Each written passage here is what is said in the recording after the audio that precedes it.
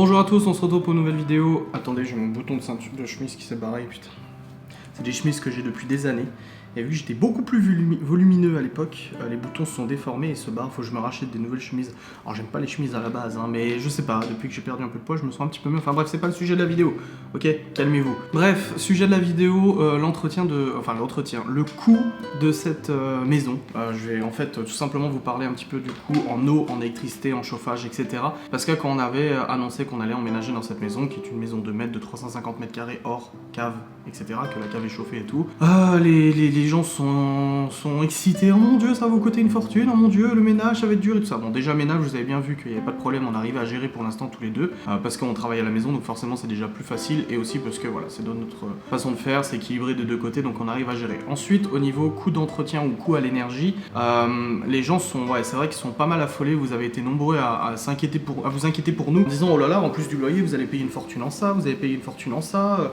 Le gaz vous va coûter super cher, l'électricité, l'eau et tout ça. Donc voilà, c'est une vidéo pour remettre un petit peu tout ça en clair. Ça fait 6 mois qu'on est ici, un peu plus de 6 mois, donc je peux faire un petit peu un état des lieux, en tout cas pour la période avril, mai, juin, juillet, août, septembre, au niveau consommation, etc. Alors, ce qui ne sera pas forcément juste, ça sera le chauffage, parce qu'il a fait froid avril, mai, un tout petit peu juin, donc on a allumé le chauffage à fond en avril, mai, un petit peu juin.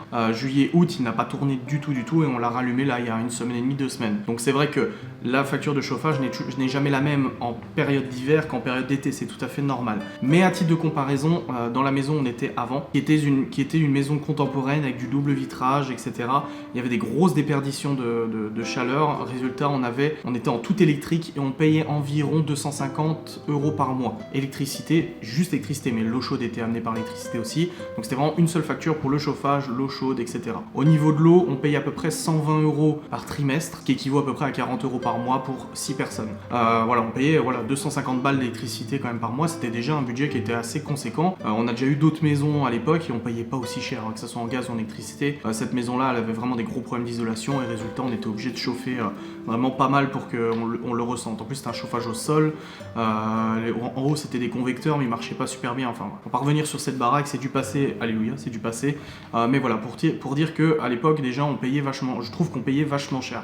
Ensuite, dans cette maison-là, alors au niveau de l'eau, on vient de recevoir le décompte pour les 6 mois. On est à 180 € pour 6 mois de flotte, ce qui fait à peu près 30 € par mois. Alors on a changé de département, on a changé de commune et tout ça, donc les tarifs ne sont pas les mêmes pour la flotte, donc forcément on paye peut-être un petit peu moins cher. Je sais pas, franchement j'ai pas regardé la facture en détail, mais en gros voilà, 180 €, on paye 10 € de moins par mois en flotte. Pourtant on prend toujours autant des douches, on a rempli des piscines, voilà, il y a quand même eu, bon, il y a les citernes pour le jardin, donc je vais pas dire qu'on utilise de l'eau pour ça ou quoi que ce soit, mais en tout cas les citernes nous ont pas exempté d'eau pour non plus se laver et tout ça, donc c'est vrai que là-dessus, je sais pas pourquoi on paye 10 € de moins comparé à l'ancienne maison. Peut-être que l'ancienne maison, il y avait une fuite. De toute façon, j'en reviens, c'est complètement con, mais un mec était passé chez nous pour nous dire qu'il y avait une fuite sous la dalle de la maison parce qu'il voyait que même en coupant le compteur, en fait, l'arrivée d'eau dans la maison, on avait encore du compteur qui tournait. Il m'avait dit, oh là là, il y a une fuite sous la dalle, faudra casser la dalle, etc.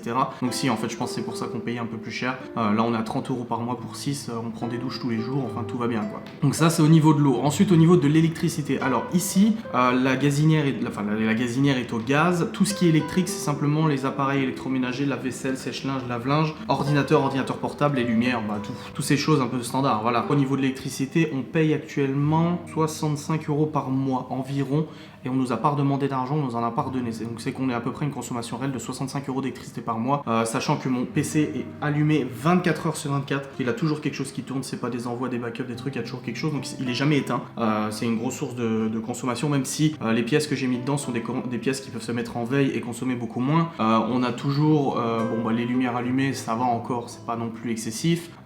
Qu'est-ce qui pourrait tourner? On a de la vaisselle qui tourne 3 fois par jour, lave-linge, sèche-linge qui tourne au moins une fois chacun par jour. Ouais, non, il y a quand même pas mal de choses qui sont allumées et on est à peu près 65 € par mois d'électricité. Moi, je trouve ça me choque pas. À l'époque, quand on avait juste Léo et Libye, on payait 40 € par mois d'électricité. Là, on est à 65, c'est pas non plus une fortune. Je trouve, en tout cas, comparé aux anciens logements, c'est pas une fortune. Après, je peux pas comparer à l'ancienne maison, vu que de toute façon, dans l'ancienne maison, on avait tout qui était électrique, le chauffage aussi. Après, au niveau chauffage, alors, je vais vous expliquer comment on chauffe. La maison est sur 3 étages, 4 avec le sous-sol, si vous voulez. Le sous-sol n'est absolument pas chauffé. Pour l'instant, en tout cas, il n'est pas chauffé. La salle de jeu non plus, parce qu'il ne fait pas froid. Dans le sous-sol, même quand on a atteint des températures de 0 degré en avril et tout ça, dans le sous-sol, il faisait pas froid, les fenêtres sont toutes fermées. On a du double vitrage absolument partout, ça a été changé par le propriétaire et tout. Donc Donc c'est vrai qu'au niveau isolation, je suis sûr qu'on est meilleur que l'ancienne maison contemporaine, hein. À part la porte d'entrée qui elle fait beaucoup de déperdition de chaleur, mais il faudrait la refaire et ça coûte quand même pas mal cher. On attendra d'acheter la maison définitivement pour pouvoir le faire. Mais au niveau voilà, chauffage, le sous-sol n'est pas chauffé. Le bureau, le 3e étage n'est pas chauffé. Les radiateurs sont tous éteints ici. Dans notre chambre à coucher à nous, il est quasiment pas allumé parce qu'on n'aime pas qu'il fasse trop chaud. Dans la chambre des enfants, il tourne mais vraiment au minimum. Il doit faire 20 degrés dans les chambres, quelque chose comme ça, ce qui est très bien. Dans la salle de bain, il n'est pas allumé non plus. Dans l'escalier, il y a un radiateur dans l'escalier, lui il est allumé parce qu'il permet en fait de diffuser de la chaleur dans tout le palier du premier étage. Et au rez-de-chaussée, le radiateur à l'entrée n'est pas allumé. Dans la salle à manger, aucun radiateur n'est allumé parce qu'on n'y va pas tout le temps, on passe pas notre vie là-dedans. Dans le salon, les deux petits radiateurs, enfin les deux radiateurs derrière le canapé sont un tout petit peu allumés. Dans la cuisine, c'est pas allumé. Et dans le couloir qui va vers la cuisine, c'est un tout petit peu allumé. Donc voilà, dans cette maison-là, honnêtement, pour maintenir du 20 degrés, on n'a absolument pas besoin de surchauffer, hein. Clairement, je vous le garantis, elle est très bien isolée, on n'a pas besoin de chauffer outre mesure. C'est pas parce qu'elle fait 350 mètres carrés qu'il faut blinder le chauffage. Non, c'est que je pense que la chaleur, elle reste tout simplement. En plus, c'est un sous-sol, donc ça joue aussi, je pense. Je suis pas spécialiste dans les isolations thermiques, mais je pense que ça joue aussi. Donc là-dessus, on n'a pas les radiateurs qui sont allumés à fond partout. Après, peut-être quand il fera moins 5 en plein mois de décembre, ça sera un peu différent, mais il y a la cheminée. Alors, niveau gaz, pour le coup, on est à peu près à du 100 € par mois. Il faut savoir qu'il y a l'eau chaude et la gazinière qui comptent dedans. On est à peu près à 100 € par mois et pour l'instant, en tout cas, on a eu le décompte définitif, donc le calcul de consommation réelle. On nous a pas redemandé du pognon en plus, on nous a pas rendu non plus. Donc je pense que 100 €, ça fait 1000 €, 1200 € à l'année. Bah, c'est ce qu'on consomme. Tout en sachant que la chaudière va bientôt être changée. Ça devait être fait fin août, début septembre, je rappelle pour savoir quand est-ce que ça va être fait, mais la chaudière va être changée pour une chaudière qui consommera environ 30 à 40% de moins. Chaudière à condensation et tout. Donc du coup, ça sera encore mieux pour la facture. Mais tout ça, on le savait déjà chez le notaire parce qu'on a signé un compromis de vente chez le notaire. J'avais déjà expliqué tout ça avec l'option d'achat, mais on a déjà signé tous les papiers chez le notaire et on avait déjà en fait dans les papiers du notaire les consommations qui étaient indiquées et genre électricité plus gaz, c'était marqué 1800 € à l'année. C'était marqué en moyenne. Électricité plus gaz, on est à 1700, 1800 € à l'année, là, clairement. Donc on est pile dedans. Donc pas de surprise là-dessus, on est tout à fait correct. Donc on est moins cher que l'ancienne maison. Pour 350 mètres carrés, on est moins cher que l'ancienne maison qui, elle, c'était vraiment une purge au niveau thermique. Sachant que, comme j'ai dit avant, on a la cheminée. La cheminée, quand on l'allume, on a tout un système du coup d'aération et tout ça pour chauffer les pièces. Si on allume la cheminée le matin, je peux vous garantir que aucun radiateur ne tournera, ni dans le rez-de-chaussée, ni dans le premier étage, peut-être dans certaines chambres, parce qu'en fait la chaleur va tourner dans toute la baraque, elle va monter par l'escalier, et ça c'est le pire, c'est quand tu allumes la cheminée, il fait plus chaud dans l'escalier que dans le salon. Toute la chaleur monte par l'escalier et tout ça, c'est vachement agréable, et pour le coup le chauffage ne tourne pas de la journée, il tournera genre simplement la nuit. Et encore, le chauffage il a plusieurs modes, il a le mode économie, le mode confort, le mode beaucoup de personnes dans la maison et tout ça, donc là aussi tu peux gérer au niveau de la température avec le thermostat et tout ça. La cheminée, on a rentré 250 € de ster de bois, plus ce qui nous restait un petit peu du propriétaire. Donc finalement, on se retrouve, je pense, à peu près à du 300-350 € de bois pour l'hiver complet. Ça suffira pour l'hiver, ce qui fait voilà à peu près 30 € par mois, voire même moins que 30 € par mois. Je sais pas si elle sera allumée tous les jours, mais en tout cas, en avril, on a dû l'allumer pendant 2 semaines tous les jours parce que c'était déjà super agréable. Et le bois coûte beaucoup moins cher que le gaz. Clairement, le bois, s'il est bien géré, il se consomme pas trop vite, que tu ne fais pas le tirage à fond et tout ça, comme j'ai fait l'erreur au début de mettre le tirage à fond, du coup la bûche en 1 heure était finie. Franchement, ça coûte beaucoup moins cher que le gaz, c'est beaucoup plus rentable. Donc voilà, au niveau de cette maison, ce n'est pas un gouffre financier au niveau des charges. Alors le loyer est très élevé parce que de toute façon, c'est le but de créer un apport pour pouvoir acheter la maison. Pendant 5 ans, tous nos loyers, enfin 75% de nos loyers seront mis de côté pour faire un apport lors de l'achat et baisser le prix de la maison. Donc voilà, ça ne nous dérangeait pas d'avoir ce loyer là. Mais derrière, on n'est pas non plus à 1500 € de charge par mois, hein.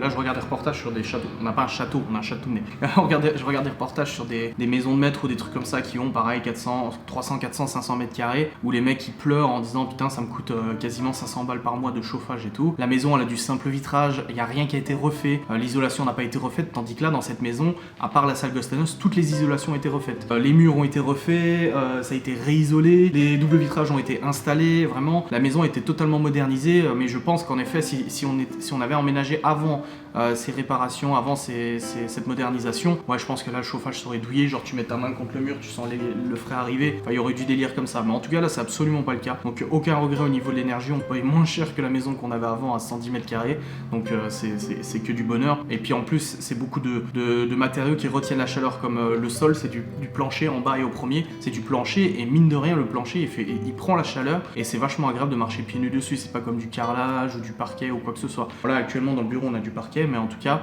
dans les autres pièces c'est du plancher et c'est super agréable, donc là-dessus franchement on n'a aucun regret au niveau des charges. Pas de surprise, pas de bizarrerie, pas d'étonnement au niveau de la conso.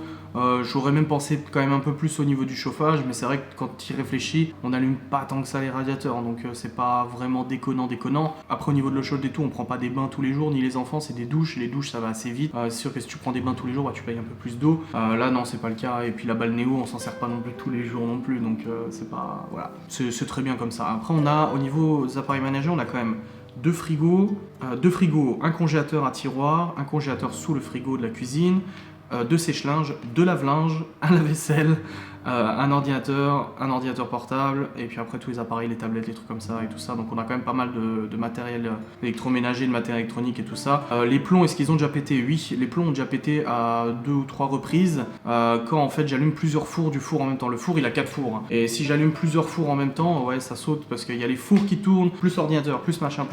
Ouais, j'ai pas pensé à appeler le fournisseur pour lui dire d'augmenter la puissance au niveau du compteur et tout ça, je suis même pas sûr que c'est possible. Mais bon, c'est bon, c'est arrivé 2-3 fois, c'est pas un drame depuis 6 mois. Je sais que si j'allume 2 fours en même temps, bah, j'évite de lancer le lave-vaisselle, le sèche-linge, le lave-linge, le deuxième sèche-linge et le deuxième lave-linge, tout simplement. Enfin bref, voilà, petite vidéo pour vous faire un petit compte rendu au niveau consommation. Je vous en ai parlé dans le vlog que j'ai mis en ligne aujourd'hui, que j'allais vous en parler, vous dire un peu combien ça nous coûte et tout. Bah voilà, chose faite, comme ça au moins vous êtes au courant que tout va bien et qu'on paye pas une fortune au niveau chauffage. On a de la chance, je pense que toutes les maisons de maître n'ont pas cette isolation, on a de la chance, et puis on a peut-être une habitude de consommation au niveau du chauffage et tout, qui est à peu près contrôlée et pas abusif, quoi, voilà, tout simplement. Merci d'avoir regardé cette vidéo et je vous dis à très vite.